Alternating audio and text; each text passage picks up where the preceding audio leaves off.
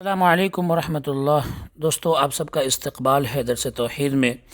تو چلیے آج کے درس کو ہم شروع کرتے ہیں، اور میں آپ سے گزارش کروں گا کہ اگر آپ نے اس سے پہلے کے درس کو نہیں دیکھا ہے تو ایک بار جا کر اس کو دیکھ لیں، اور آپ کو پلے لسٹ کی لنک آپ کو ڈسکرپشن میں مل جائے گی، آپ جا کر دیکھ سکتے ہیں۔ اور بھی ہمارے اس یوٹیوب چینل پہ اور بھی پلے لسٹ ہے جس میں جمعہ کا خطبہ ہے، درس بخاری ہے، سوال جواب ہے، یہ ساری چیزیں ہیں، تو ان سب کو آپ جا کر دیکھ سکتے ہیں۔ تو چلیے شروع کرتے ہیں اس کو۔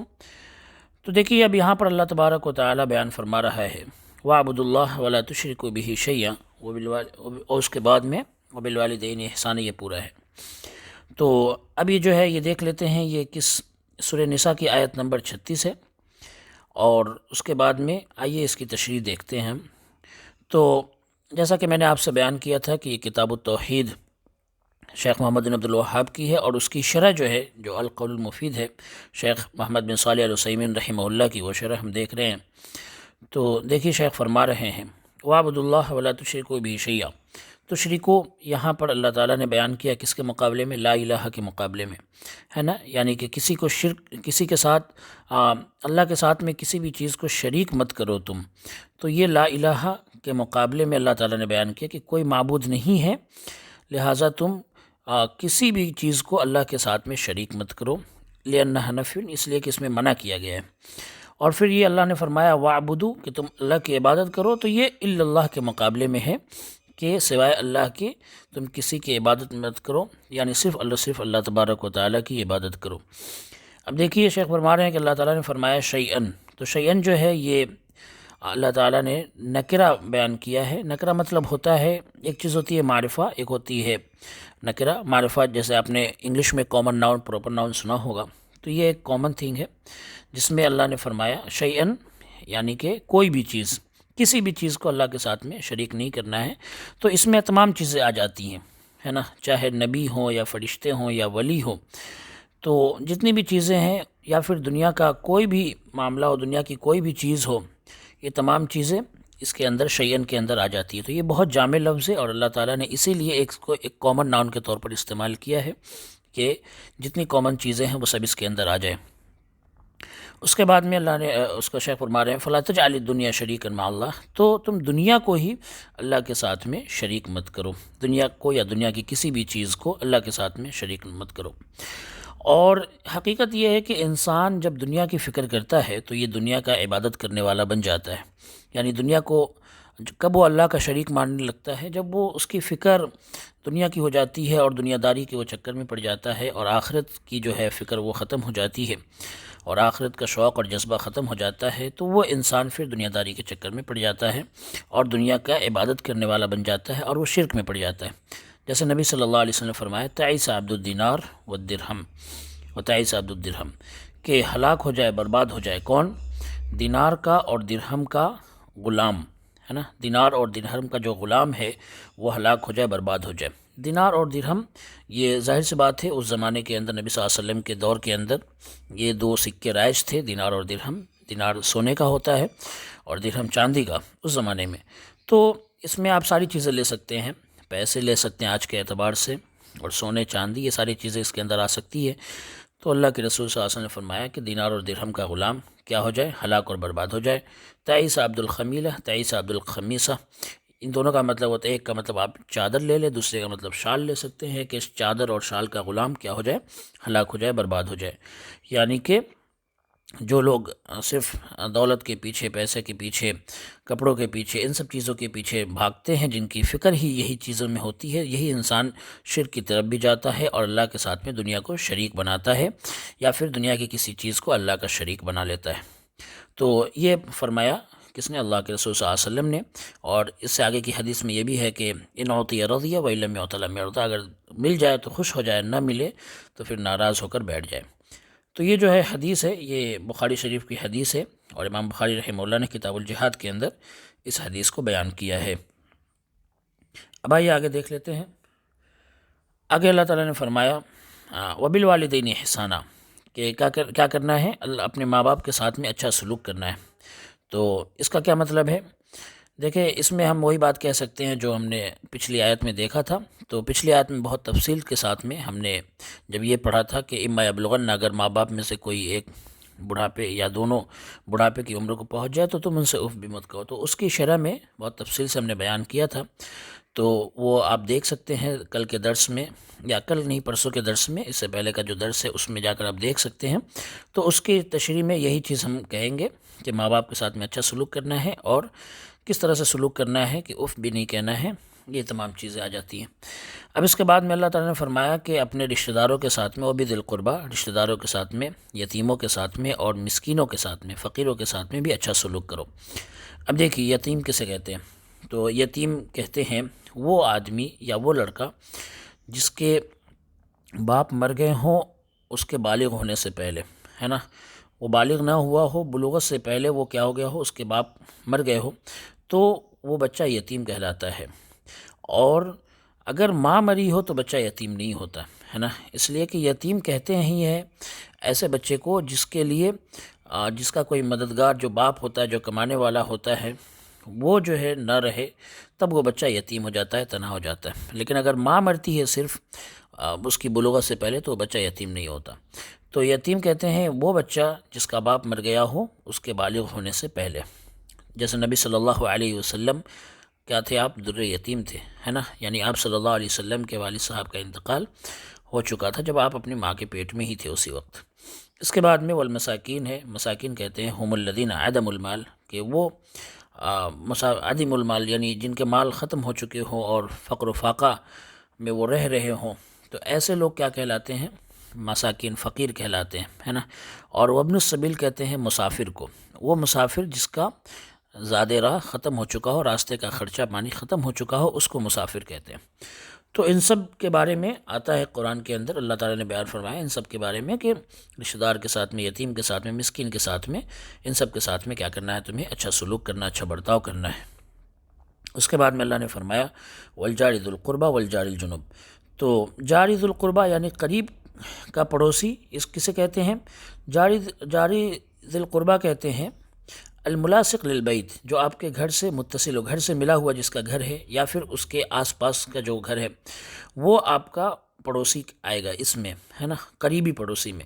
اور ذی القربہ قریبی کو کہتے ہیں، اور اسی طرح سے جار الجنوب کہتے ہیں دور کے پڑوسی کو، ہے نا۔ ایک تو بالکل گھر سے آپ کا جو متصل گھر ہے، گھر سے ملا ہوا گھر ہے جس کا، چاہے وہ آپ کا مسلمان بھائی ہو یا غیر مسلم ہو، کوئی بھی ہو، آپ کے پاس جو رہنے والا ہے وہ آپ کے حسن سلوک کا مستحق ہے نا۔ جو اور اس میں اللہ تعالیٰ نے قریب کے پڑوسی کا بھی ذکر کیا اور دور کے پڑوسی کا بھی ذکر کیا۔ تو دور کا جو پڑوسی ہے اس کے بعد والے جو گھر ہو جائیں گے، 3-4 گھر کے بعد لے لے یا اس کے بعد کے گھر کے لے لے، وہ سب آ جاتے ہیں اس کے اندر۔ اس کے بعد میں اللہ نے فرمایا وصاحب بالجنب، کہ آپ کے پہلو کا، آپ کے بغل کا ساتھی، بغل کا ساتھی، تو بعض علماء نے اس کا معنی یہ بیان کیے ہیں کہ یہ بیوی ہے، بیوی کے بارے میں حکم آیا ہے کہ بیوی کے ساتھ اچھا سلوک کرنا ہے۔ لیکن بعض لوگوں نے یہ بیان کیا ہے کہ جو سفر میں آپ کے ساتھی ہوتے ہیں، آپ ٹرین میں جا رہے ہیں، بس میں جا رہے ہیں، کہیں بھی جا رہے ہیں، تو جو سفر میں آپ کے ساتھی ہوتے ہیں وہ اس کے اندر آ جاتے ہیں، آپ کے پہلو کے ساتھی، آپ کے بغل کے ساتھی، اس لیے کہ یہ آپ کے پہلو میں بیٹھتے ہیں، آپ کے پاس میں بیٹھتے ہیں۔ تو ان میں سے ہر ایک کا حق ہے، بیوی اگر یہاں پر مراد لے تو بیوی کا بھی حق ہے، اور اگر سفر کا ساتھی مراد لے تو سفر کا ساتھی کا بھی حق ہے۔ تو ان سب کے ساتھ میں اچھا سلوک کرنے کا اللہ تعالیٰ نے حکم دیا۔ پھر اس کے بعد میں اللہ نے فرمایا وما ملکت ایمانکم، اور جو تمہارے ہاتھ جن کے مالک ہیں، یعنی جو تمہارے غلام ہیں۔ تو اس میں جو ہے غلاموں کے ساتھ میں اچھا سلوک کا اور اچھا برتاؤ کرنے کا حکم آیا ہے، اور لیکن آج کے دور میں چونکہ غلام نہیں ہے اس عہد کی طرح، نبی صلی اللہ علیہ وسلم کے زمانے میں جس طرح سے غلام اور آقا کا جو دور تھا اس کے اعتبار سے نہیں ہے، تو پھر ہم اس میں ہر ان چیزوں کو شامل کر سکتے ہیں، اور تمام چیزوں کو ہم اس میں شامل کر سکتے ہیں کہ جو بھی انسان کی ملکیت میں ہے، چاہے جانور ہو، جانور کا مالک ہے، یا پھر اس کے تحت کام کرنے والے لوگ ہیں، اس کے پاس میں کوئی کمپنی ہے، کوئی فارم ہے، کوئی فیکٹری ہے، اس میں کام کرنے والے لوگ ہیں، اس کے مزدور ہیں، تو ان تمام چیزوں کو یہ شامل ہے۔ تو ان سب کے ساتھ میں بھی اچھا سلوک اور اچھا برتاؤ کرنا ہے۔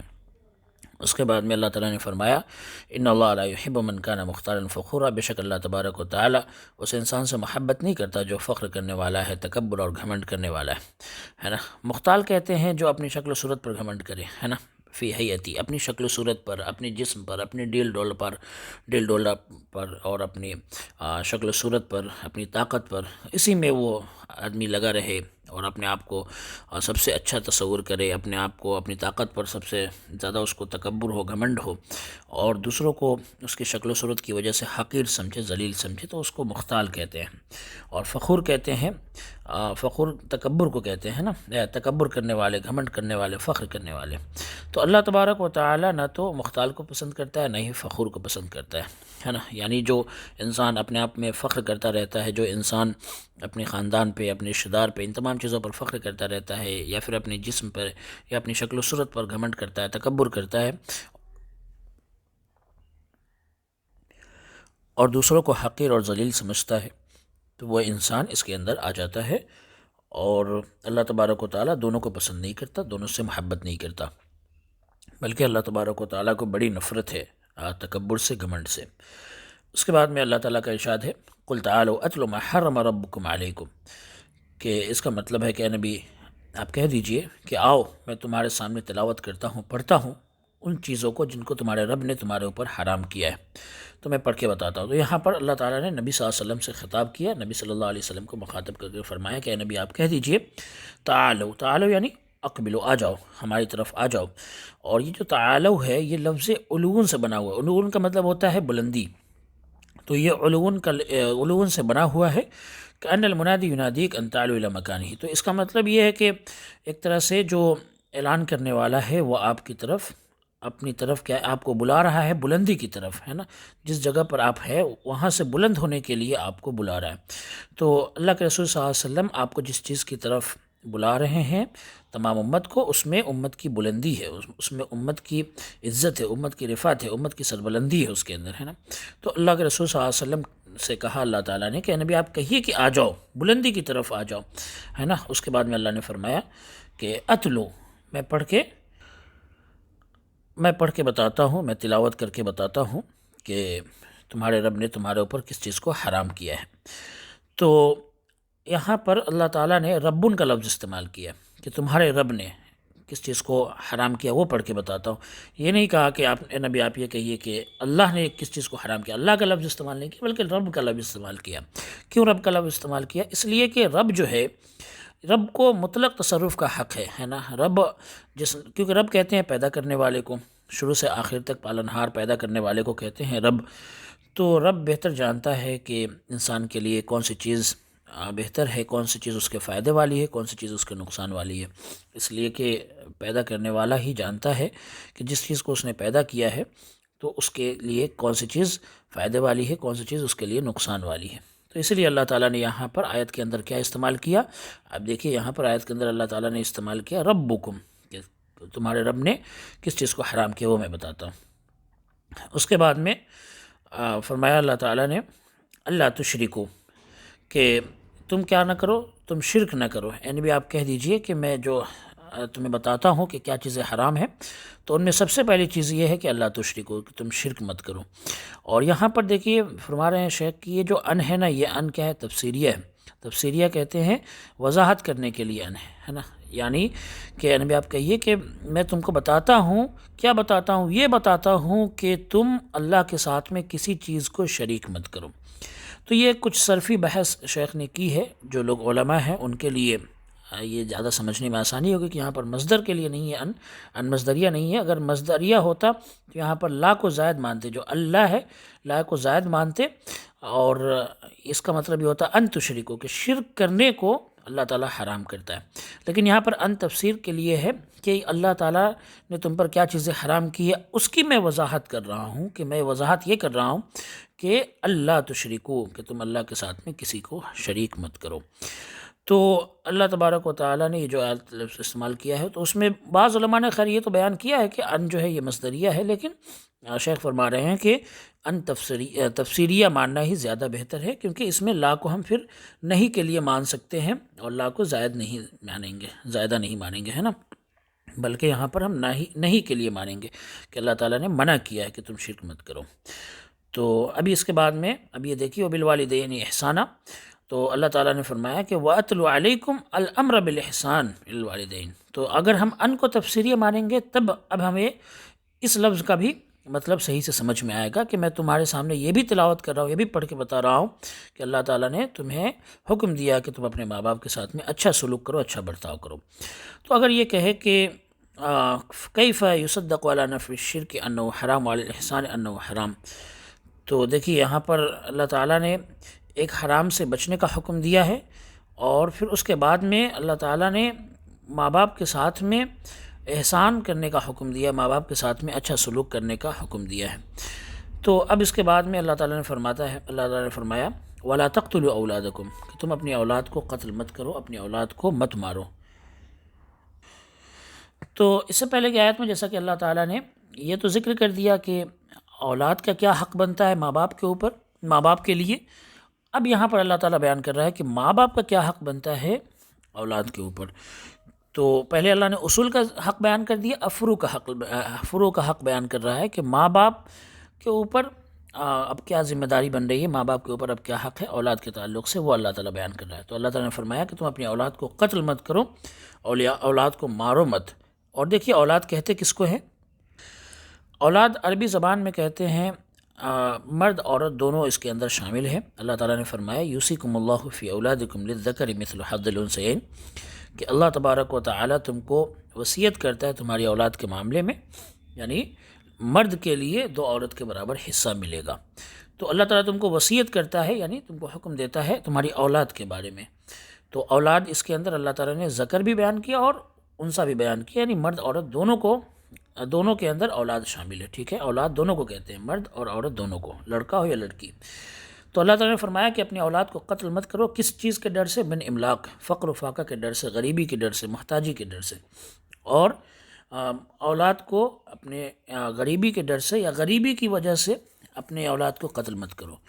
اب دیکھیے اللہ نے آگے فرمایا نحن نرزقکم وإیاہم، ہم تم کو بھی روزی دیتے ہیں اور ان کو بھی روزی دیتے ہیں۔ تو اس کا یہ مطلب ہے کہ جب تم ان کو باقی رکھو گے، زندہ رکھو گے، تو یہ جو روزی ہے یہ تم پر تنگ نہیں ہوگی، اپنی اولاد کو زندہ رکھنے سے تم پر روزی تنگ نہیں ہوگی۔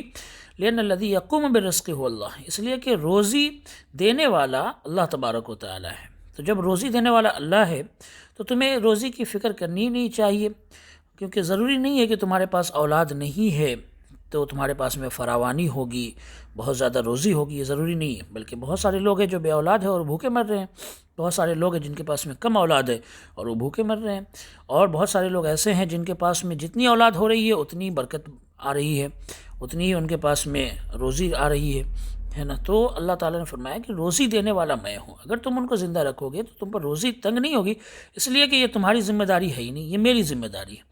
یہاں پر اللہ تبارک و تعالیٰ نے باپ کی روزی سے اس آیت کو شروع کیا ہے، یعنی اللہ نے فرمایا کہ نحن نرزقکم، کہ اے باپ ماں ہم تم کو روزی دیتے ہیں اور ان بچوں کو بھی روزی دیتے ہیں جن کو تم مارنے جا رہے ہو۔ تو اللہ تعالیٰ نے یہاں پر پہلے کس کو مخاطب کیا؟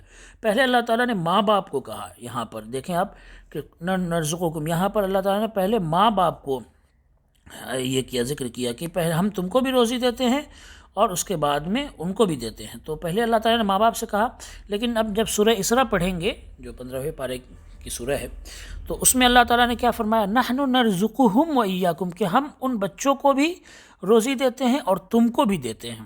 تو وہاں پر اللہ تعالیٰ نے پہلے اولاد کا ذکر کیا، پھر اس کے بعد میں ماں باپ کا ذکر کیا کہ پہلے ہم ان اولاد کو بھی دیتے ہیں اور اب تم کو ماں باپ کو بھی دیتے ہیں۔ تو اب یہ فرما رہے ہیں شیخ کہ اس میں حکمت کیا ہے کہ اللہ تعالیٰ نے یہاں پر پہلے تو ماں باپ کو مخاطب کیا کہ ہم تم کو بھی روزی دیتے ہیں، وہاں پر پہلے اللہ نے اولاد کو مخاطب کیا کہ ہم ان کو بھی روزی دیتے ہیں اور تم کو بھی دیتے ہیں۔ تو شیخ فرما رہے ہیں کہ یہاں پر جو ہے اللہ تعالیٰ نے کہا کہ من املاق، یعنی فقیری کی وجہ سے تم اپنی اولاد کو قتل مت کرو۔ تو فقیری کا مطلب یہ ہے کہ اللہ تعالیٰ نے یہاں پر ان ماں باپ کو خطاب کیا، ان ماں باپ سے کہا جو پہلے سے فقیر ہیں۔ اب وہ جو ہے فقیر ہیں تو ظاہر سی بات ہے ان کو خوف ہے، ڈر ہے کہ اگر ہمارے جو بچے پیدا ہوں گے تو وہ کھائیں گے کیا، وہ بھوکے مر جائیں گے، یہ ان کو ڈر ہے۔ تو اللہ تعالیٰ نے ان سے کہا، اور وہاں جو ہے سورہ اسراء کے اندر اللہ تعالیٰ نے فرمایا کہ خشیت املاق، کہ تم امیر ہو، پیسے والے ہو، لیکن تم اپنی اولاد کو اس وجہ سے مار رہے ہو کہ تمہاری اولاد پیدا ہوگی تو تمہاری روزی روٹی میں سے وہ پیسے میں سے وہ حصہ لے گی اور وہ کھائے گی، تو اس سے تمہاری غریبی آ جائے گی، تمہارے پیسے ختم ہو جائیں گے، تم فقیر بن جاؤ گے، تو تم فقیری کے ڈر سے کیا کر رہے ہو، ان کو مار رہے ہو۔ اس لیے اللہ تبارک و تعالی نے وہاں پر اولاد کی روزی سے ذکر کیا کہ ابھی تمہارے پاس میں روزی ہے تو یہ مت سمجھو کہ یہ اولاد تمہاری روزی چھین لے گی، بلکہ یہ اولاد کو اللہ تبارک و تعالی روزی دے گا، اور اس کے بعد میں اللہ تبارک و تعالی تمہیں بھی روزی اللہ تعالی دیتا ہے، اور اولاد کو روزی دینے والا اللہ ہے۔ لہٰذا یہ ڈر اپنے اندر سے ختم کر دو کہ تمہاری اولاد پیدا ہوگی تو تمہاری روزی کو چھین لے گی۔ تو یہ بات سمجھ میں آ گئی ہے نا۔ اب اس کے بعد میں چلیے آگے اللہ تعالیٰ فرماتا ہے وَلَا تَقْرَبُوا الْفَوَاحِشَ، کہ تم فحش کام کے قریب بھی مت جاؤ۔ دیکھیے اللہ تعالیٰ نے یہ مت کہا کہ فحش کام مت کرو، ہے نا، یہ نہیں کہا، بلکہ کہا کہ اس کے قریب مت جاؤ، اس لیے کہ قریب جانے سے جو منع کرنا ہے نا، یہ وہاں فحش کام کرنے سے زیادہ اس کے اندر بلاغت ہے۔ جب کسی چیز کے قریب جانے سے ہی منع کر دیا جائے تو پھر ظاہر سی بات ہے اس چیز کو کرنا یا اس چیز کو چھونا یا اس چیز کو لینا یا اس چیز میں ملوث ہونا یا اس چیز میں شامل ہونا، یہ تو اور بڑا گناہ ہو سکتا ہے۔ جیسے آدم علیہ السلام کی مثال ہے، اللہ تعالیٰ نے فرمایا وَلَا تَقْرَبَا هَٰذِهِ الشَّجَرَةَ، کہ اس پیڑ کے قریب بھی مت جانا۔ تو جب پیڑ کے قریب جانے سے منع کر دیا تو اس کے پھل کو کھانا تو بہت بڑی چیز ہے۔ تو اللہ تعالیٰ نے جب قریب جانے سے منع کر دیا تو یہ عمل فحش کام کرنا کتنا بڑا گناہ ہوگا۔ تو یہاں پر اللہ تعالیٰ نے منع کیا کہ فحش کام کے قریب بھی مت جاؤ، یعنی جو بھی اس کا ذریعہ ہے، وہ فحش کام جو بھی فحش کام کا ذریعہ ہے، جو فحش کام تک پہنچا سکتے ہیں تمہیں، ان تک مت جاؤ۔ اب دیکھیے کتنی بڑی اس کے اندر بلاغت ہے، اور اللہ تبارک و تعالیٰ نے ایک طرح سے قیامت تک کے لیے جو بھی فحش کام کے نئے نئے ذریعے پیدا ہوں گے، فحش کام کے گندے کام کے جو نئے نئے ذریعے پیدا ہوں گے، ان کو اللہ تبارک و تعالیٰ نے اس کے اندر پہلے ہی حرام کر دیا، اور پہلے ہی اللہ تبارک و تعالیٰ نے اس ایک چھوٹے سے لفظ کے اندر ان تمام ذرائع کو، ان تمام مینز کو حرام قرار دے دیا جو انسان کو فحش کام تک، گندے کام تک لے کر جا سکتے ہیں۔ تو اللہ تبارک و تعالیٰ نے فرمایا اسی لیے کہ اللہ تعالیٰ نے اسی لیے آدمی کے لیے حرام کیا کہ وہ کسی اجنبی عورت کو دیکھے۔ کیوں؟ اس لیے کہ اجنبی عورت کو دیکھنا یہ فحش کام کرنے کا ذریعہ ہے، یعنی یہ تو قربت ہے، یہ پہلی چیز ہے، یہ قریبی، انسان قریب ہوتا ہے، کسی کو دیکھتا ہے پھر وہ قریب ہوتا ہے اس سے، تو اللہ تعالیٰ نے دیکھنے سے ہی منع کر دیا۔ کیوں؟ اس لیے کہ یہ ذریعہ ہے اس فحش کام تک پہنچنے کا، گندے کام تک پہنچنے کا، زنا تک پہنچنے کا۔ تو اللہ تعالیٰ نے کہا کہ اپنے نظر کو ہی بچا لو، نظر کی حفاظت کر لو، تو جب نظر کی حفاظت ہو جائے گی تو انسان اس سے بچ جائے گا۔ اسی طرح سے اللہ تعالیٰ نے حرام کر دیا کہ کوئی مرد کسی اجنبی عورت کے ساتھ میں تنہا اکیلا نہ بیٹھے، یا پھر اللہ تعالیٰ نے یہ بھی حرام کر دیا کہ کوئی عورت بغیر محرم کے، بغیر کسی اپنے رشتہ دار کے ساتھ میں اس کے سفر نہ کرے، یعنی کہ کوئی عورت تنہا سفر نہ کرے یا کسی اجنبی کے ساتھ میں سفر نہ کرے، بلکہ سفر کرے تو اس آدمی کے ساتھ میں سفر کرے جس سے شادی کرنا اس کے لیے حرام ہے، جو اس کے ایسے رشتہ دار ہیں، محرم ہیں، ہے نا، تو ان سے کیا ہے سفر کرنا، ان کے ساتھ میں سفر کرے، باقی اور کے ساتھ میں سفر کرنا اس کے لیے اللہ تعالیٰ نے منع کر دیا۔ تو اللہ تعالیٰ نے یہ سب منع کیوں کیا؟ اس لیے کہ یہ سب فحش کے قریب لانے والی چیزیں ہیں، زنا تک پہنچانے والی چیزیں ہیں، گندے کام تک انسان کو پہنچانے والی چیزیں۔ اب دیکھیے اللہ تعالیٰ نے آگے فرمایا کہ جو فحش کام کھلے ہوں یا پھر جو چھپے ہوں، ظاہر ہو جو باطن ہو، ان سب کو اللہ تعالیٰ نے اس کے اندر بیان کر دیا ہے نا۔ تو یہاں پر کیا ہے، ما ظہر فحش کام جو ظاہر ہے اور جو چھپے ہوئے ہیں، اس لیے کہ بہت سارے فحش کام ایسے ہوتے ہیں جو دنیا کے اندر کھلے عام ہوتے ہیں، ہے نا، اور تمام لوگوں کے دلوں کے اندر وہ کام ہوتے ہیں، اور کچھ ایسے بھی ہوتے ہیں جو انسان کے دلوں میں چھپے ہوتے ہیں، مخفی ہوتے ہیں۔ تو فحش کام دونوں طرح کے ہوتے ہیں، ظاہر بھی ہوتے ہیں، کھلے بھی ہوتے ہیں۔ اور اس کا ایک مطلب یہ بھی لے سکتے ہیں کہ جو کام تم کھل کر کر رہے ہو، جو فحش کام تم چھپا کر رہے ہو، ان سب سے بچنا ہے۔ تو فحش کام کھل کر کرنے کا مطلب یہ ہے کہ زنا کرنا، ہے نا، نعوذ باللہ، زنا کھلے عام زنا کرنا، مجاہرہ یعنی دکھا کر کھلے عام زنا کرنا، جیسا کہ انگریزوں کا رویہ ہے، یا یورپ کے اندر یہ چیزیں اب بالکل عام ہو چکی ہے کہ پارکوں کے اندر یا دوسری جگہوں پر بالکل کھلے عام مظاہرہ ہوتا ہے زنا کا، اور اسے کوئی شرم کی بات نہیں سمجھی جاتی ہے۔ اور چھپا کر، یعنی کہ انسان چھپا کر کیا کرے، زنا کرے، ہے نا، گھروں کے اندر چھپ کر زنا کرے، تو چھپ کر زنا کرنا بھی حرام ہے اور دکھا کر زنا کرنا بھی حرام ہے۔ اور بعض لوگوں نے اس کا مطلب یہ بھی بیان کیا ہے کہ جو فحش کام بڑے ہیں، وہ اور جو چھوٹے ہیں وہ، اس لیے کہ فحش کام ایک طرح کے نہیں ہوتے، ایک ہی برابر کے نہیں ہوتے، بلکہ کچھ فحش کام کا جو ہے کچھ فحش کام بڑے ہوتے ہیں، کچھ فحش کام چھوٹے ہوتے ہیں۔ تو ہر اعتبار کے فحش کام ہوتے ہیں، اچھے بھی ہوتے ہیں، گندے بھی ہوتے ہیں، برے بھی ہوتے ہیں، ہر اعتبار کے ہوتے ہیں فحش کام۔ تو اسی لیے اللہ تعالیٰ نے اس میں بیان کر دیا ہے کہ چاہے چھوٹے ہوں یا بڑے ہوں تو ان سب سے بچنا ہے۔ حدیث میں آیا ہے کہ الا انبئکم باکبر الکبائر، کہ میں کبیرہ گناہوں میں سب سے بڑا کبیرہ گناہ کے بارے میں تمہیں نہ بتا دوں۔ یعنی اس سے یہ ثابت ہوتا ہے کہ کبیرہ گناہ بھی کیا ہے، درجے ہیں۔ کچھ کبیرہ گناہ کے جو ہے اس کا عذاب بڑا ہے نا۔ کچھ کبیرہ گناہوں میں بھی کچھ بڑے گناہ ہیں اور اس میں بھی کچھ چھوٹے گناہ ہیں، تو کبیرہ گناہوں میں بھی درجے ہیں، اسی طرح فحش کام میں بھی درجے ہیں۔ تو ہر درجے کے فحش کام کے، بڑے ہو یا چھوٹے درجے ہو، ہر ایک سے بچنا ہے، اور جو کم کے ان سب سے بچنا ہے۔ اس کے بعد میں اللہ تعالیٰ نے فرمایا وَلَا تَقْتُلُوا النَّفْسَ الَّتِي حَرَّمَ اللَّهُ إِلَّا بِالْحَقِّ، کہ تم اس جان کو قتل مت کرو جس کو اللہ تعالیٰ نے حرام کر دیا ہے مگر حق کے ساتھ میں، ہے نا۔ ناحق قتل نہیں کرنا ہے، کسی بھی انسان کو ناحق قتل کرنا حرام ہے۔ ہاں اس کو آپ قتل کر سکتے ہیں لیکن حق کے ساتھ میں، انصاف کے ساتھ میں۔ انصاف کیا ہے کہ اگر کوئی معصوم جان ہے بالکل، تو اس کو تو قتل کرنا حرام ہے۔ کوئی بنا غلطی کے، بنا اس کی کسی خطا کے اس کو آپ قتل کر رہے ہیں، یہ تو حرام ہے اور یہ سراسر منع ہے۔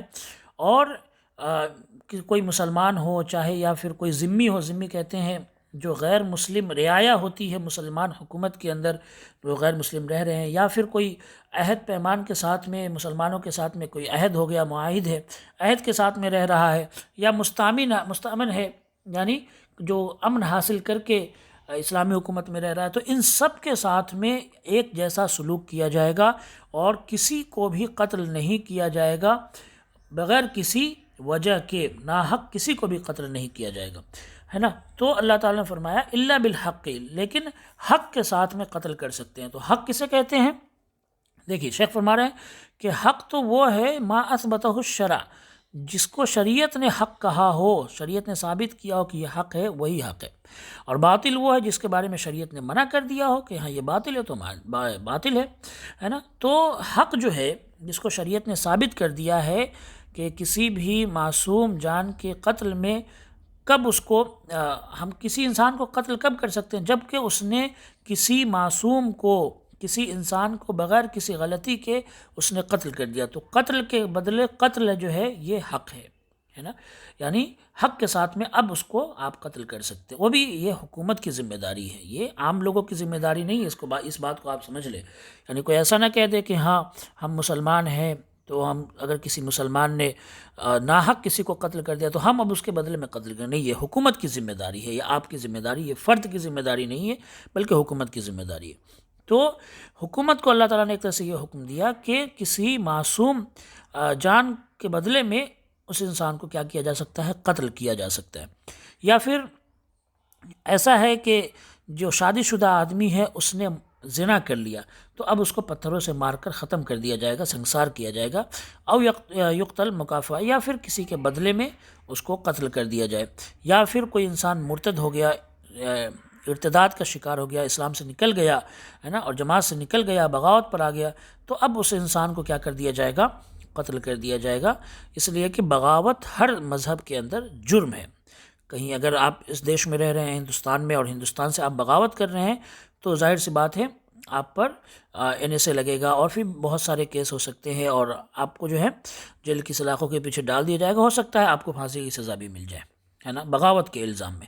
تو اسلام سے نکلنا بھی ایک طرح سے بغاوت ہے، ارتداد بھی ایک بغاوت ہے، اس لیے ارتداد کے بدلے بھی انسان کو قتل کیا جائے گا۔ او یقطع طریق، یا پھر کوئی انسان ڈاکہ ڈالتا ہے، راستہ لوٹتا ہے، تو پھر اس کو بھی قتل کیا جائے گا۔ یہ سب اللہ تعالیٰ نے شرعی حدود قائم کیے ہیں، اور یہ سب حکومت کو اللہ تعالیٰ نے حکم دیا ہے، اسلامی حکومت میں یہ چیزیں ہوں گی۔ اور نبی صلی اللہ علیہ وسلم نے فرمایا کہ لا یحل دم امرئ مسلم الا باحدى ثلاث، کہ دیکھیں کسی مسلمان مرد کا خون اس وقت تک حلال نہیں جب تک تین چیزیں نہ ہو جائے، تین چیزیں ثابت نہ ہو جائے۔ تین چیزوں کے بدلے میں انسان کو قتل کیا جا سکتا ہے، اس کا خون بہایا جا سکتا ہے۔ پہلی چیز النفس بالنفس، کسی نے کسی کو قتل کر دیا، ناحق قتل کیا، یوں ہی معصوم تھا یا پھر قتل کرنے کا قتل کیے جانے کا مستحق نہیں تھا، اس کو قتل کر دیا، تو اب اس کے بدلے میں جس انسان نے قتل کیا اس کو قتل کیا جائے گا، ہے نا، یعنی قاتل کو قتل کیا جائے گا۔ وَالثَّيِّبُ الزَّانِي، یا پھر زنا کرنے والا، شادی شدہ آدمی زنا کرنے والا ہے، شادی شدہ یا پھر مطلقہ ہے، کوئی بھی ہو، شادی کے بعد میں جو زنا کرتا ہے تو پھر اس کی سزا کیا ہے؟ اس کو پتھروں سے مار کر ختم کیا جائے گا۔ وَالتَّارِكُ لِدِينِهِ الْمُفَارِقُ الْجَمَاعَةِ، اور دین کو چھوڑ کر جانے والا، یعنی جماعت سے نکلنے والا، جماعت کو چھوڑنے والا، تو یہ بغاوت ہے، اس لیے اس کو بھی قتل کیا جائے گا۔ اب یہاں پر دیکھیے اللہ تعالیٰ نے یہاں فرمایا کہ اس جان کو قتل مت کرو التی حرم اللہ، جس کو اللہ نے حرام کر دیا ہے مگر حق کے ساتھ میں۔ تو اور اس سے پہلے اللہ تعالیٰ نے کیا فرمایا؟ اپنی اولاد کو قتل مت کرو۔ تو یہاں پر اللہ تعالیٰ نے دیکھیے یہاں پر 2 مرتبہ اولاد کو قتل کرنے سے منع کر دیا، ایک تو خاص طور پر ذکر کر کے کہ اولاد کو قتل مت کرو، اور ایک عام طور پر ذکر کر کے کہ ناحق قتل مت کرو کسی بھی معصوم جان کو۔ تو یہ جو بچے پیدا ہونے والے ہیں ماں کے پیٹ میں، یا پھر جو بیٹی پیدا ہونے والی ہے یا پیدا ہو گئی ہے، اس کو مارنا، اس کو زندہ درگور کرنا، دفن کرنا، یہ ساری چیزیں معصوم جان کو قتل کرنے کے اندر آتی ہیں۔ لہٰذا اللہ تعالیٰ نے 2 اعتبار سے منع کر دیا کہ یہ کام مت کرو، اس سے بچ جاؤ۔ تو اللہ تعالیٰ نے دونوں اعتبار سے اس میں منع کیا۔ ذالکم وصاکم بہ، اسی چیز کا اللہ تعالیٰ تم کو حکم دیتا ہے۔ دیکھیے وصیت کسے کہتے ہیں؟ وصیت ایک طرح سے عہد کو کہتے ہیں، وعدہ کو کہتے ہیں، ہے نا، اس لیے کہ وصیت کے اندر بہت ساری چیزیں ہوتی ہیں۔ وصیت جب آدمی کرتا ہے تو دیکھو لکھتا ہے، گواہ بناتا ہے، لوگوں کے سامنے بات رکھتا ہے، یہ وصیت کہلاتی ہے جو ہماری دنیا کے اعتبار سے۔ تو اللہ تعالیٰ نے جب وصیت کی تو ایک طرح سے اللہ تعالیٰ نے عہد کر دیا، لہٰذا عہد کی ہوئی چیز ہے یہ، اور جب اللہ کا عہد کو انسان توڑے گا تو ظاہر سی بات ہے وہ انسان اللہ کا انکار کرنے والا ہی ٹھہرے گا، اللہ کے عہد کو توڑنا۔ تو وصیت اللہ تعالیٰ نے کی ہی ہے، لہذا ان چیزوں سے بچنا ہے، اپنی اولاد کو قتل نہیں کرنا ہے۔ اس کے بعد میں اللہ نے فرمایا تعقلون، تاکہ تم سمجھ سکو، ہے نا، تو یہاں پر عقل اللہ تعالیٰ نے بیان کیا، اور اس کے بعد میں اللہ تعالیٰ نے فرمایا اِنَّا جَعَلْنَاهُ قُرْآنًا عَرَبِيًّا لَعَلَّكُمْ تَعْقِلُونَ، کہ ہم نے تمہارے لیے عربی زبان میں قرآن کو اتارا تاکہ تم سمجھ سکو۔ تو تعقلون تفہمون کے معنی میں، یعنی تم سمجھ سکو، تو شاید کہ تم سمجھو، شاید کہ تم عقل رکھو۔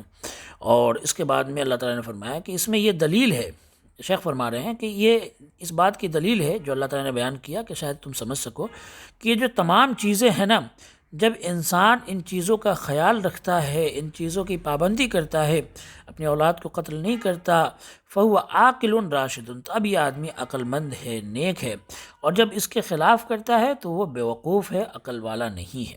تو آج کے دور میں عقل مند یہ مانا جاتا ہے کہ انسان اپنی اولاد کو قتل کر دے، زیادہ بچے پیدا نہ کرے، اور بچے دانی کو ہی ختم کر دے، اور بچے کو ماں کے پیٹ میں ہی مار دے، یا پھر پیدا ہونے کے بعد میں مار دے، اس کو لوگ عقل مندی سمجھتے ہیں۔ حالانکہ اسلام کے اعتبار سے ایسے لوگ عقل مند نہیں بلکہ بیوقوف ہیں، بہت بڑے بیوقوف ہیں۔ اب اس کے بعد میں دیکھیے، چلیے کافی لمبا ہو چکا ہے یہ، تو انشاءاللہ تبارک و تعالیٰ آگے کی جو آیت ہے وہ ہم انشاءاللہ کل کے ویڈیو میں، کل کے درس میں دیکھیں گے۔ تو آپ سے رخصت ہوتے ہیں، بس آپ سے یہ گزارش ہے کہ اپنی دعا میں یاد رکھیں اور اللہ تعالیٰ سے دعا کریں، اللہ استقامت عطا فرمائے۔